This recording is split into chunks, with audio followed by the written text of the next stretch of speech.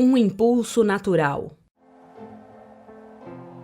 Esse sentimento resulta mesmo de uma lei física, a da assimilação e da repulsão dos fluidos. Daí a diferença de sensações que se experimenta à aproximação de um amigo ou de um inimigo. Amar os inimigos é não ter contra eles nem ódio, nem rancor, nem desejo de vingança. Capítulo 12, item 3.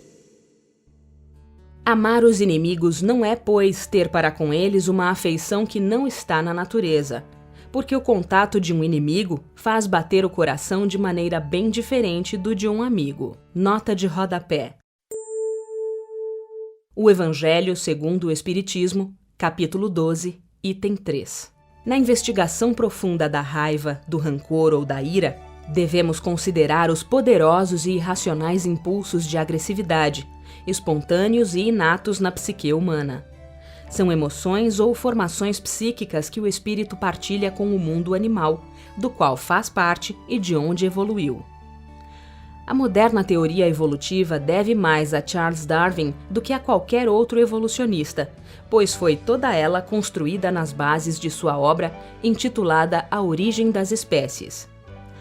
Hoje está provado cientificamente que as criaturas humanas sofreram um processo de evolução extraordinário. Somente do hominídeo pré-moderno, denominado de Java ou Pithecanthropus erectus, até o homem moderno, transcorreram milhares e milhares de anos de desenvolvimento e aprimoramento do organismo do ser vivo. Dessa forma, não podemos separar a natureza de nós mesmos, pois também somos natureza, já que pertencemos aos mesmos departamentos da vida, desde o mineral, vegetal, animal até ao homem. Na natureza, tudo foi criado com um objetivo e função, porque nada do que está em nós está errado. O que acontece é que muitas vezes usamos mal, ou seja, não aprendemos a usar convenientemente e dentro de um senso de equilíbrio as possibilidades mais íntimas de nossa alma imortal. Em nossos parentes distantes, os animais irracionais, existe o impulso do ataque e defesa. Manifesta-se também em nós esse mesmo impulso, denominado instinto de destruição. É ele uma das primeiras manifestações da lei de preservação da sobrevivência dos animais em geral e imprescindível para defendê-los dos perigos da vida. Nos dias atuais, o termo raiva talvez tenha sido interpretado como sendo somente crueldade, violência, vingança, quando na realidade significa primordialmente estado de alerta, visto que essa energia emocional nos aguça todos os demais sentidos para uma eventual necessidade de proteção e apoio a qualquer fato ou situação que nos coloque em ameaça. Esse impulso natural possibilita à nossa mente uma maior oportunidade de elaboração, percepção e raciocínio, deixando-nos alerta para enfrentar e sustentar as mais diversas dificuldades. Ativa nossos desejos de realização, impulsiona ações determinantes para rompermos a timidez e constrangimentos, encoraja-nos a nos colocar no meio social e estimula-nos à defesa, fuga, diante de situações de risco. Em vista disso, entendemos que exaltação, irritação, melindre, raiva, ódio, violência ou crueldade fazem parte da mesma família desse impulso, bem como coragem, persistência, determinação, audácia, valentia. Podemos sentir essas mesmas emoções em níveis diversos de intensidade, de conformidade com o nosso grau de evolução, conceituando esse ímpeto com nomenclaturas diversificadas. A etimologia da palavra emoção significa movimento para fora e pode ser conceituada como sendo movimento que sobe ou emerge em face de um possível estado de prazer ou dor. Emoções de construção, assim denominadas a simpatia e o afeto, aparecem com a antecipação do prazer. Já as emoções de destruição, também conhecidas como raiva ou irritação, surgem com a antecipação da dor. Destruição e construção, isto é, raiva e prazer, são os grandes impulsos de onde derivam todos os demais. Os instintos de construção e destruição são as fontes primitivas às quais todo o processo da vida está ligado. e, por certo, o seu controle e direcionamento darão um melhor ou pior curso em nossa existência e em nosso crescimento pessoal. Portanto, quando ao ser humano é negado o direito de expressar sua raiva ou prazer, castrado nos seus primeiros anos de vida, torna-se uma criança indefesa, com tendência a ter uma personalidade tímida, medrosa e passiva.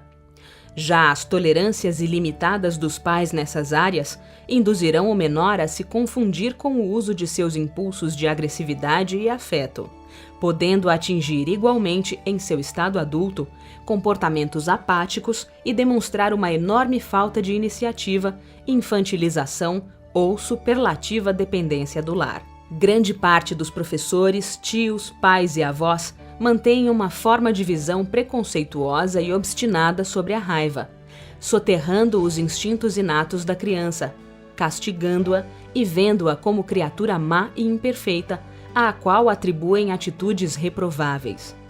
Por acreditarem que tais energias emocionais sejam completamente condenáveis e inadmissíveis, é que forçam os pequenos a ser, a qualquer preço, adaptados e bem comportados à maneira deles. Isso irá gerar mais adiante posturas de isolamento e distanciamento dos adultos, por lhes ter sido negado o exercício de aprender a comandar suas mais importantes e primitivas emoções.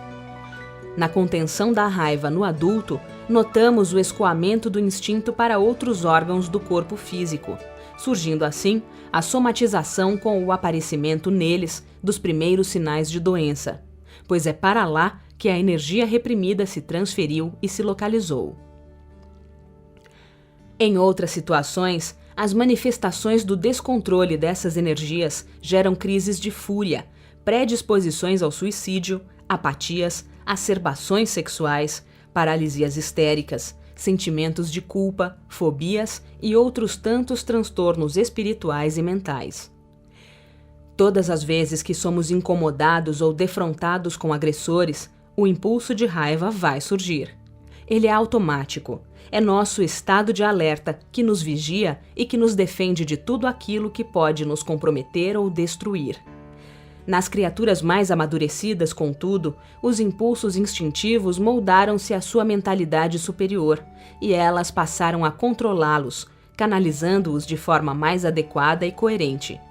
Esses dois impulsos fundamentais, o prazer e a raiva, nesses mesmos indivíduos, foram depurados em seus estados primitivos, atividades eróticas e violentas, e transformados nas atividades das áreas afetivas e de iniciativa com determinação. Essencialmente, porém, é preciso dizer que o ato de transformação do impulso de destruição não requer a anulação ou extinção dele em nossa intimidade, e sim o aprendizado de transmutá-lo, observando o que diz literalmente a palavra transformação, oriunda do latim. Trans quer dizer através de. Forma, o modo pelo qual uma coisa existe ou se manifesta. E actio, ação. Entendemos, por fim, que, através de novas ações, mudaremos as formas pelas quais a raiva se manifesta, sem, todavia, aniquilá-las ou exterminá-las. Com essa visão, a proposta salutar de canalizar e sublimar a agressividade é promover-nos profissionalmente, criando atividades educativas, usando práticas do esporte e outras tantas realizações. Todos aqueles que se dedicam às atividades nas áreas da criatividade, como poetas, pintores, oradores, escultores, artesãos, escritores, compositores e outros, fazem parte das criaturas que direcionam seus impulsos de agressividade para as artes em geral, sublimando-os. Por sua vez, os que se exercitam fisicamente constituem exemplos clássicos daqueles que escoam naturalmente para o esporte sua energia de raiva. Outros tantos a transformam direcionando-a para as atividades junto aos carentes, nas obras e instituições de promoção e assistência social. Quando as crianças insistirem em cortar, destruir, quebrar, arrancar, esmagar, torcer, bater ou amassar, estão apenas manuseando suas emoções emergentes de raiva ou seus impulsos agressivos para que saibam usá-los no futuro com controle e conveniência. Em vez de censurá-los e criticá-los, Devemos oferecer-lhes um material adequado para que essas manifestações possam ocorrer plenamente, sem dissabores ou demais prejuízos. Desse modo, amar os inimigos não é, pois, ter para com eles uma afeição que não está na natureza. Nota de rodapé. O Evangelho segundo o Espiritismo, capítulo 12, item 3. Nossas emoções são energias que obedecem às leis naturais da vida, são previstas nos estatutos da lei de destruição e da lei de conservação, e agem mecanicamente, pois são disparadas ao detectarmos nossos adversários. Não obstante, o contato de um inimigo faz bater o coração de maneira bem diferente do de um amigo. Nota de rodapé. O Evangelho segundo o Espiritismo, capítulo 12, item 3. Quer dizer, a emoção energética da raiva ativa a glândula suprarrenal, que libera a adrenalina no sangue. O coração acelera, a pressão arterial sobe, a respiração se intensifica, os músculos se contraem. Daí sentirmos essa sensação estranha e incômoda. Em síntese, amar os inimigos ou adversários, na interpretação do ensino de Jesus Cristo, não é nutrir por eles ódio ou qualquer propósito de vingança, nem mesmo desejar-lhes algum mal. Acima de tudo, o Mestre queria dizer que nossas emoções inatas de raiva, em nosso atual contexto evolutivo, não querem, em verdade, destruir nada do que está fora de nós, como se fazia nos primórdios da evolução. Ao contrário, elas querem nos defender, destruindo conceitos, atitudes e pensamentos dentro de nós, os quais nos tornam suscetíveis e vulneráveis ao mundo e, consequentemente, nos fazem ser atacados, machucados e ofendidos.